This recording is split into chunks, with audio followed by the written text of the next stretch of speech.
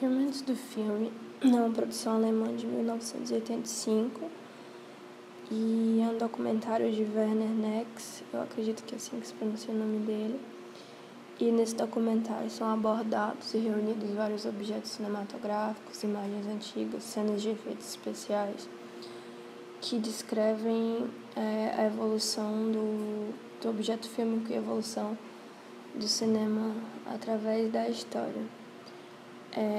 No filme ele descreve diversas ferramentas que foram utilizadas, experimentos que foram utilizados por diversas pessoas da área ou não, para falar sobre a evolução do cinema. No documentário ele começa definindo o filme como a representação artificial da vida, uma série de ilusões ópticas relacionadas com luz e movimento. E ele fala isso justificando que o olho humano é lento e que a percepção visual da gente inclui a interpretação das imagens. E quando ele fala sobre ilusões ópticas, ele começa a descrever diversas ferramentas que foram utilizadas para entender como o nosso olho capturava a imagem, como as ilusões ópticas do nosso olho podiam propiciar experiências cinematográficas. Partindo disso, eu escolhi 5 ferramentas, 5 coisas, 5 experimentos que o autor menciona no filme para falar um pouco, porque foram as minhas preferidas.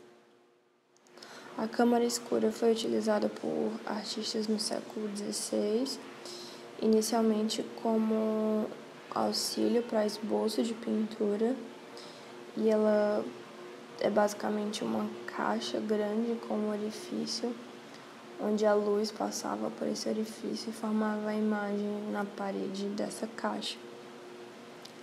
E depois disso, alguns experimentos foram feitos utilizando lentes e chegou-se ao que posteriormente foi a câmera escura. O teatro de sombras é a forma mais velha de utilização artística de luz e também a representação mais antiga, a utilização mais antiga de representação de teatro com bonecos. O teatro de sombras teve um início muito forte no Oriente, muito mais do que no Ocidente, e é uma cultura muito mais asiática do que nossa.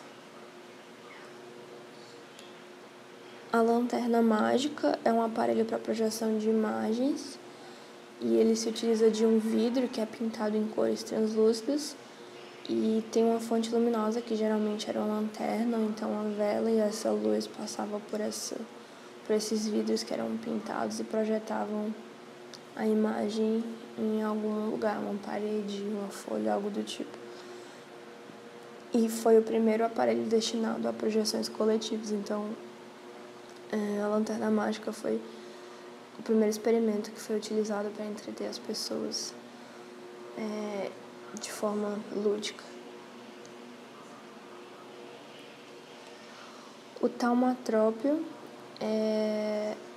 ele teve como objetivo justificar um fenômeno de ilusão óptica denominado persistência retiniana, e ele consiste basicamente em um objeto onde você tem de um lado uma imagem, do lado outra imagem, e quando você gira esse disco, a rotação desse disco sobrepõe as imagens e faz com que 2 imagens pareçam uma só. Ele dá a percepção de que as 2 imagens de lados opostos sejam uma imagem só. O fenacistoscópio, também conhecido como fenaquistoscópio, é um dos mais antigos aparelhos de animação. Ele é basicamente composto por um disco, que é dividido em 16 seções, e cada seção tem um desenho que representa uma etapa do movimento. Quando esse disco é girado na frente do espelho e se olha através de uma fresta na estrutura desse objeto, é possível enxergar o movimento das 17 sessões. Então, as 17 sessões sequencialmente viram um movimento. O praquinoscópio, que é de 1877, ele surgiu para aperfeiçoar outro experimento, que era o zootrópio. A diferença entre os dois é basicamente que no praquinoscópio eles se utilizam de tiras animadas, tipo, cada seção dessa tira é um movimento. E essas tiras, ao invés de serem vistas por uma fissura no aparelho, no praquinoscópio eles são projetados num espelho que é circular dentro de um tambor. Então, se no zootrópio essa imagem é vista por uma fresta, no praquinoscópio essa imagem é vista espelhada no espelho que fica dentro do aparelho. Esses foram os meus experimentos preferidos do documentário. E o documentário basicamente funciona para apresentar o documentário basicamente apresenta diversas ferramentas que não acho que cabe apresentar todas aqui, escolhi algumas. E no final ele diz que todas as ferramentas contribuíram e faz um agradecimento a todas as pessoas que se envolveram no processo da descoberta da imagem, em movimento ou não, porque isso tornou a ideia do cinema capaz. É isso.